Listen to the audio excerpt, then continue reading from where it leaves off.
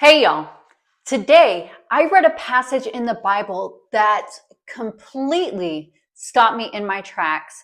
In 2 Kings 6:28 through 29, during the siege of the city of Samaria, a woman cries out to the king and says something almost impossible to comprehend.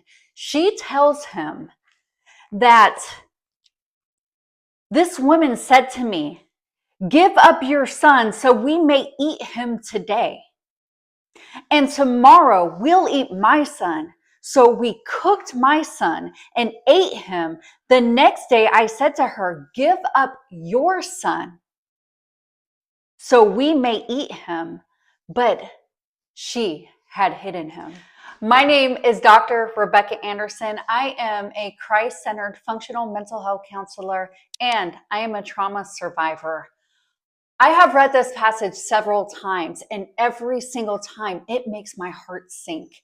As a mother, I cannot comprehend that level of desperation. It's almost heartbreaking. It's disturbing, and it reminds us how dark circumstances can become when people are pushed to the edge of survival. This moment happened in a historical siege. The Aramean army had surrounded Samaria in an ancient warfare. When the city was surrounded, all food and supplies were cut off. People slowly starved. The Bible records that food became so scarce that people were paying extreme prices for scraps just to stay alive. Eventually, famine became so severe that people were driven to unimaginable choices. The Bible does not hide these moments. It records them honestly.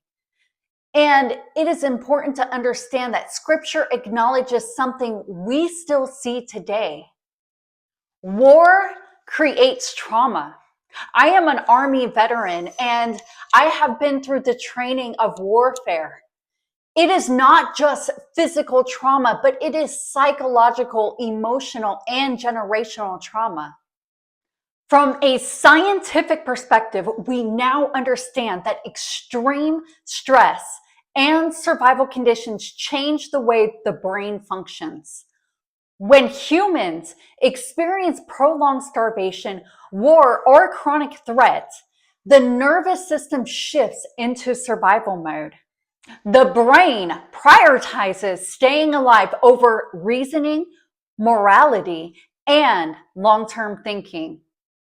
Researchers today understand that war affects the nervous system, hormones, immune system, and even gene expression.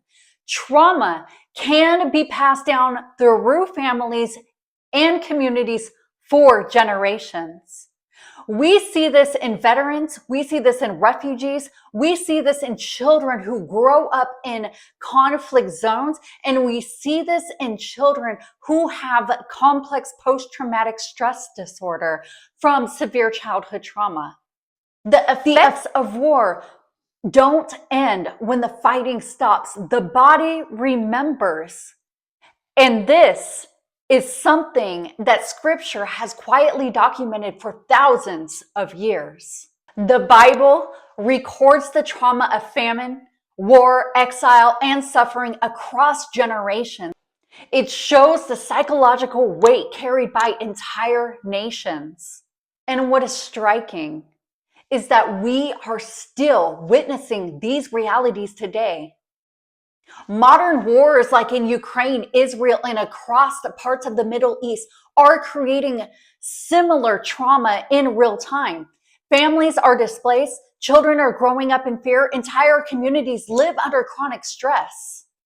Science now confirms what Scripture has revealed. When humans live in constant threat, the nervous system becomes dysregulated. Stress hormones rise, the immune system weakens, anxiety, depression, and trauma responses increases.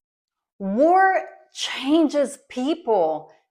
It's not just changing people in the US, it's changing people across the world. But the good news is the Bible doesn't stop documenting suffering. It also reveals the heart of God.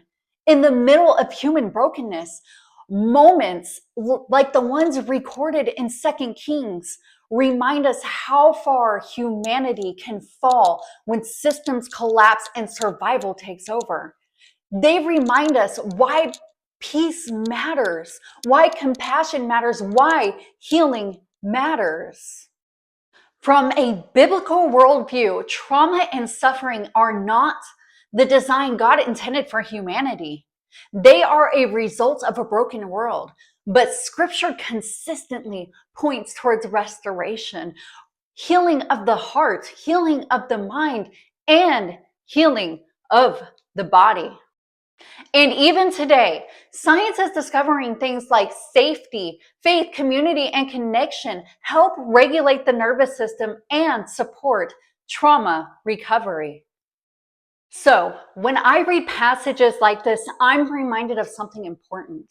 The Bible doesn't ignore the darkest parts of human history, it acknowledges them.